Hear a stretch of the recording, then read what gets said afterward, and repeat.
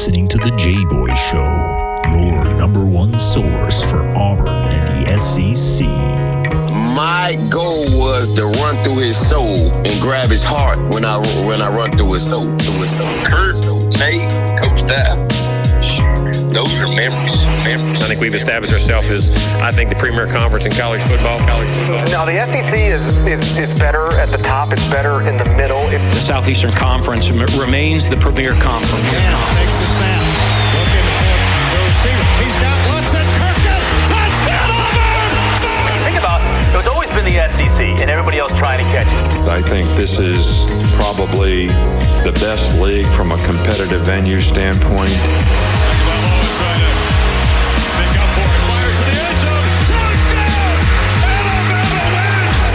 Most capable teams. You just look at those programs, the way they recruit, how they invest. Snap to Burrow. 3 steps. Fires. Back corner of the end zone. Over the shoulder catch. Did he hold on? He did. Justin Jefferson. Touchdown, Tiger. And now, your host, Jboy. Hello, everybody, and welcome to another special edition of your favorite new podcast, The Jboy Show. We are very excited to be joined by a guy that Auburn, SEC fans, NFL fans will know, a guy that won an SEC championship and a national championship at Auburn, and that's Mr. Defense, Daren Bates. Daren, what's up, man? What's up, man? How you doing? Doing really good. Appreciate you coming on, bro. Thank you for having me, man. Definitely. All right. Well, let's kind of start. Obviously, you know, coming out of high school, you weren't a super highly rated recruit. Just goes to show you how much stars really mean. And you come to Auburn, you know, and you commit in January. And, man, you play in almost every game in your career from freshman to senior. Can you just kind of talk about, you know, leaving high school, coming to Auburn, and just your mindset and what allowed you to be all freshman SEC? Man, when I was getting out of high school, I actually couldn't even come to school, to Auburn during the summer when everybody else could. I had some stuff going on in high school. They kind of changed my transcripts and, you know, took some grades off or something. And I had to take online classes at home. Just me and my mom, just online class doing work. And I would just go work out with some of my friends that were just still at home. You know, that they probably didn't get anyone D1 offers or big schools that were just still back home playing ball and working out. So that's what I did, just worked out with them boys. Played 7-on-7, played basketball, just ran the streets because that's all I had to do was just do a little hour work and then go play. Basically, just having fun, working out. And working out with one of my best friends, Derek Poston. Shout out to Derek Poston and his podcast, Spoil the Beans. Y'all go check it out. I got to, you know, kind of build that mindset, just working. And then I got to Auburn and I probably literally got on the field the first day, and I was probably like the worst player because I was falling all over the flip field, tripped to the ground, and I was upset at myself. But I went to Tommy Thigpen and I apologized to him. I just told him, I'm sorry, I had a bad day and this won't ever happen again. And I think it was like 3 days later, we had a scrimmage, and I think I had like 15 tackles in the scrimmage. And it was just went from there. You know, first game had me a pick, and then it was just fun playing with guys like Zach Etheridge, who I really didn't have to do too much, but other than just look at him to tell me where to go. So that's what I did. Yeah, he was definitely a coach on the field. Oh, definitely a coach on the field, and he helped me out. Him, Mike McNeil, Nico Thorpe, all those guys helped me out. Aaron Savage, they all helped me out in some kind of way, whether it's physically or mentally. And that season, that year, it was. For me, it was probably one of my favorite moments in football because, you know, I got to go to at the last minute, got to go to one of the best schools in the country, you know, play in one of the best rivalries in the country, you know. And I just was, you know, that year was just something for me. It was great. Definitely, and it's a great story, and you're a guy that was just all over the field, man, and obviously, you know, y'all win the whole thing in 2010, and it's just a magical year, and I know there's probably a ton of moments that stand out, but I wanted to ask you, Daren, you're down 24-0 at Alabama. You know, you have Cam Newton as your quarterback, so I guess you never think that anything's impossible. But can you just kind of talk about just the mood of everybody and kind of just what went down? The locker room was intense, I can tell you that.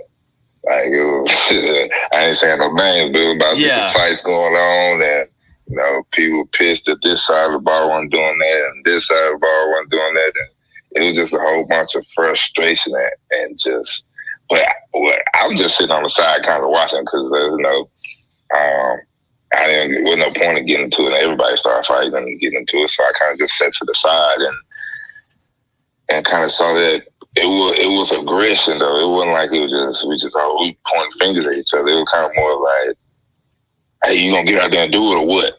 You know, because we got a chance to just do something that the school ain't done in 50 years. And that's kind of the mentality in that locker room was, and it kind of just all changed.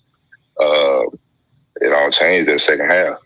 Yeah, and it's, I think, the greatest comeback, obviously, in Auburn history, and one of the best games in SEC history. And you know, a lot of people look at what Cam did and stuff like that, but, you know, the defense made some huge plays, just huge plays in clutch situations. And is there one kind of, Daren, or is there a memory that kind of sticks out defensively, whether it be a play you made or a play somebody else made that you think? I mean, I can tell you a lot about my play. Like,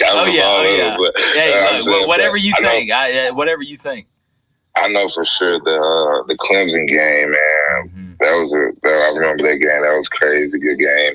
I want to say South Carolina, but man, I want to say the best experience I had is when I know we were down every time. We were probably down like most of the games, be losing, and it was like the defense never like blinked. Nobody was ever like worried. It was never that ever. We always came to the sidelines like it was a point of just like, well, it's time to turn up. When we gonna do it? All right, we're gonna do the third quarter. Okay, and it would just happen. Yeah, and again, just watching it, man, that's what it looked like. And so finally you get there. You're in the national championship game. It's a crazy game, back and forth. You know, obviously Mike Dyer being down, not being down, and all of a sudden you see Wes Byram, and that field goal goes up and is good. How does Daren Bates feel? Oh, I ain't even look at the field goal. I turned my back. I've done the same thing. I'm not gonna cap. I've done the same thing. Yeah, I turned my back and I just waited on the crowd's reaction. Either it was gonna be a good one or a bad one. And when he went in, it was like a relief too at the same time. So it was, you know, just that feeling. It's crazy. Yeah, well, I mean, you'll be a national champion forever. That's the thing. They can never take it away, and it's something that obviously Auburn fans, it's the highlight of the deal. But so Daren, you get done playing at Auburn. You know, you win national championship. You have an awesome career. You end up being picked up by the Rams, and you know, before you can blink an eye, you know, you're going in and being named one of the 5 captains for the 2015 season. You know, can you just talk about that journey from the SEC to fighting to getting picked up, and then doing your thing? Man, it was. I want to say shout out to Trent Fisher first, because I feel like if his daddy was never the coach of the Rams, I probably would have never got that call. I feel like him being Trent and being at Auburn, just obviously had to be at a couple games, you know, and plus the GM, you know, also being an Auburn grad. So, I mean, when I got that was my only call I ever got. Nobody else called my agent. Wow. Nobody else gave me a chance. Nobody. And, you know, I went after my first contract. You know, now I'm getting 6-7 teams that want to offer me money to come play now. You know, so it was definitely, it was a surreal moment. But like I said, but leading up into that 2015 season and that, you know, being captain and all that, I just got a lot of respect from my teammates, a lot of respect for them and from them. And it kind of made me become more of a locker room guy than I ever was. Like, I really don't think I was much of a locker room guy at Auburn. But when I realized, like, man, my teammates really care.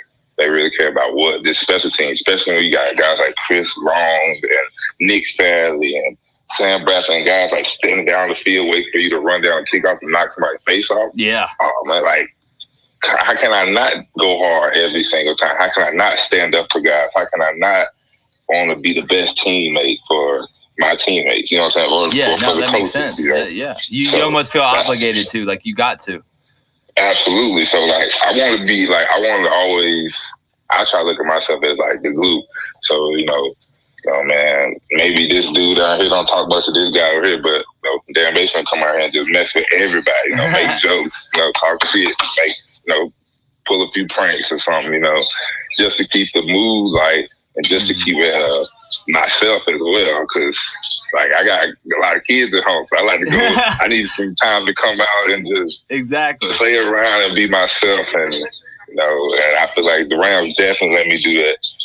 And it's just been going ever since then. I kind of got that label now as the glue, or the guys that that like to take their teammates or do whatever for the team. Yeah, and I'm proud to hold that on my chest. To be that guy. Exactly, and it's something that to be able to be as successful as you can as a team or a program or an organization, you have to have guys like that, and not only guys that are like that, but guys that can make plays, like you can. So it's very really kind of rare to get that combination nowadays. But Daren, I got a question, man, I wanted to ask you, and this is one I really haven't asked anybody. But, and I'm not talking about the talent difference, but what is it like playing, because you played at Auburn in the SEC in one of the best environments and played on the road in some of the best environments. Is it different in the NFL compared to Saturdays in college? Is it louder in college? Is it louder in the NFL? It is about the same? Like, how do you describe it? No, college is absolutely, like, as far as the crowd and the atmosphere, I'm going definitely with the SEC game any time of the day. Yeah. When it comes to talent, though, yeah, I don't think college football can't. Obviously, that's why I still college football is not college professionals. So there's a reason. It's guys that you can scoop for coming from school you never heard of, and being, some great ball players. Guys, schools you never knew even had football. So, and that's when I kind of realized that when our first couple of years in the league, when I'm just meeting, just going to different NFL things, events, and just meeting different people or playing against somebody, and I might ask what school did they go to, and they'd be like, "Oh, he went to Loyola Marymount or something." Some Villanova. I didn't know Villanova had football. Dude, like a lot of people just think Villanova just has basketball. Like a lot of people think they just have basketball. I did until the Titans drafted a lineman from there like 2 years ago. I didn't know I had it. Yeah, and it's something where it's kind of crazy because it is a melting pot from everywhere, and you find kind of the guys that kind of got either lost in the shuffle in recruiting or kind of blossomed when they got to a smaller place. But, Daren, I asked Gerard Powers this. I asked Junior Rosegreen this. Who's the guy in the NFL that you played against? The one guy that you're like, or is there one or two that you're like, man, like, to me, that dude's the coldest? That's tough. Gerard said AJ Green. Yeah, because Gerard lined up against him 20 times. Damn, that's a tough one. I know. Man, I know. That's why I'm gonna stick with special team. I'm gonna stick with special team. Okay. And I'm gonna say Matthew Slater. Oh God, I love that. I love that, Daren. I coached special teams. I was a special teams coach for 6 years. I love that. Can you just talk about? Because he makes his money strictly special teams and gets paid well and makes Pro Bowls. Can you just talk about what separates guys like him and you that I know a lot of people take special teams seriously, but it's hard. Special teams is hard. Yeah. Like, I feel like the guys like him that's able to do a year in, year out Pro Bowl, year in, year out is the mentality to do all those things, like to block as and then go tackle, and that's not your usual thing, and then you go hold somebody up, and it just takes a different mentality to get in there for 21 plays a game, 22 plays a game, and just do it over and over and over and consistently do it with at a high level and consistently do it. Like I said, for 16 games, well, for him, 16, 20 plus every season. So, he was doing it and still doing it and still going. Like, I learned about him my rookie year going into the league. And, I think he was in like year 5 or 6 then, maybe more than that. But I learned about him going in then. And the coach, John Fossil, he was like, if you ever want to make it and keep on playing in the NFL, you got to be like this guy. That's the guy you need to be like. You should watch guys like him, Michael Thomas, guys like that. And that's who I wanted to mold my game after, part of my game, being the first one down the field, being the first one on the field, just doing teammates good shit, Exactly. I'm just wondering when the Patriots cool. are coming to see you. That's my question, because I think you fit that perfectly. But I have a football scheme question for you, special teams wise. I've always wondered this, Daren. How well do kickoff return teams hide their indicators in the NFL? Is it pretty obvious, or do they do a pretty good job of hiding it? It depends on if. What you mean as a kickoff? If you come down kickoff? Yeah. You're on kickoff, reading the indicator. Is it just midline all the time? No, not at all. Well, I'm personally, you go watch the film, see what you get, and it also depends on who you are. Like, if I'm just a guy I'm just out there, then I can go look and say, okay, they do this every single time. I'm gonna get this on these couple of returns. Yep. But like Slater or myself, I know I'm going to get double. I might get double this hand, or I'm going to get trapped. I'm never going to just get a one-on-one straight up, because if you get a one-on-one in NFL straight up, nobody respects you. You're that coach. Yeah, exactly. Because, they picked you last in dodgeball. That special team coach does not really respect your ability and your skill. So I always would feel disrespected if I got single. And I'm definitely planning on making a tackle. Yeah. So I always looked at it, okay, they might be running double 5, double 3, but I'm the 4 this week. They're gonna change their whole return. Yeah. They're not even gonna trap. They're probably gonna change the return to double 4. Yeah, because you're out there at the 4. Yeah, they're gonna see where you line up and adjust, huh? That makes sense. So this past season, past 2 years, like that's all I've been getting. I think I doubled on punt team. I'm the tackle. I'm getting double. Wow. Like, multiple games. Wow. And so I know, like, every time I'm getting double. So I try to help other guys out. So, like, Dane Crookshank, before this is going his 3rd year. So when he first got into the league, I had to tell him, like, look, they're going to double me all the time. You're the 5, but you use your speed. I promise you're going to be all the time in the world. Yep. And that's what he did. Now they got a double team. Exactly. So, but it helps each other. They can't double all y'all. They can't double everybody. So now we're going to have to make them just pick and choose, like, what y'all gonna do now. So yeah, shoot, I can't wait to see y'all pick them and watch 4 people fall down on kickoff return at once. Yeah, man. But that's awesome, man. That's awesome. I just said that's something I've always wondered, because I found in college, obviously, it's a lot easier to find the indicator, especially if you're a guy that's causing problems, because then you really dictate what they have to do.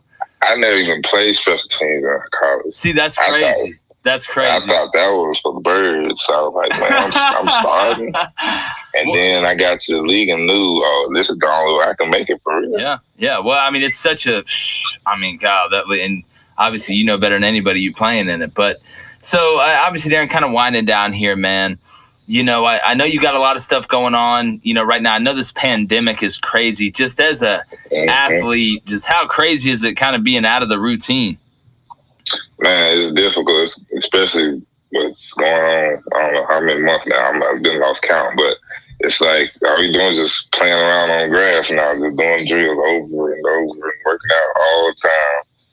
And at this point, we just want to go tackle. We just want to put on a helmet and go play real football. Yeah. So, he try to figure out ways to just, let time by picking up new hobbies like mine, such as the Raw Room. Yeah, my podcast will be dropping soon. Go ahead. Kind of divulge into that a little bit. It's gonna be a podcast. Obviously gonna be talking about football, but it's gonna be more just, man. I'm kind of taking some from every podcast I ever listened to. Joe Rogan, All the Smoke, Drink Champs, Bodega Boys. Busting with the boys, and all that. I like taking a little something from everybody. Have guests on. Guests from I know baseball players and MMA fighters or referees or school teachers, scientists. It don't matter who it is. I want to bring them on. And then my co-host will be Jalen Collins. Went to the same high school as me. Olive Branch, first-round draft pick out of LSU to the Atlanta Falcons. He'll be also co-hosting with me. So it kind of be the best of both worlds, because you got, an undrafted guy that made it through the ranks, and then you got a first-round that did the same thing. So, and he also played in the XFL and what else he played? What's that other league? The AAFL? The other one. Yeah, he played in that one and the XFL. So he has a lot of he's seen different things. He's seen different leagues. Yeah, a lot of he can perspective. give people absolutely. So just have him on, and we just gonna try to put some content out there for people just to learn about me or learn about whatever it is we have on. Well, definitely, man. Well, it sounds like it's gonna be really good. I know everybody's gonna check that out. Tell everybody where they can find you on Twitter and Instagram, wherever you at. Oh man, just go on Twitter and Instagram, type in Daren Bates, DarenBates. You should see a beautiful woman pop up, my mother, and that's my profile, man. The Western Sun, 56. Hey, there it is, man. Well, shoot, Daren, I really appreciate you coming on, man. Great stuff. Got to get you back on. I know we will. Hopefully, if we have this season, bro, man, I'm hoping. So, but shoot, man, I know it's a really exciting time for you, and man, stay safe out there. Appreciate it, man. Thank you for having me. All right, Daren. See ya. So that was former Auburn standout Daren Bates. Really good dude, a really good player. A lot of experience in the league. Obviously won an SEC championship, national championship with Auburn in 2010. Really appreciate him coming on, and really appreciate you guys listening.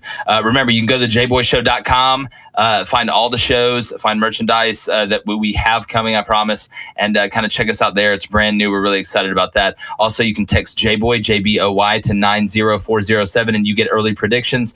I mean, right now we're at 97%, bordering on 98, and obviously feel really good about it.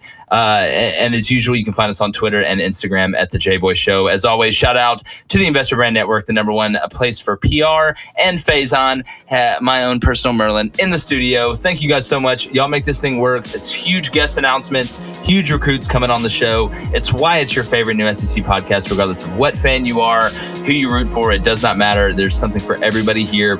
And again, you guys are the best. This is another episode with your boy Jboy, and Jboy's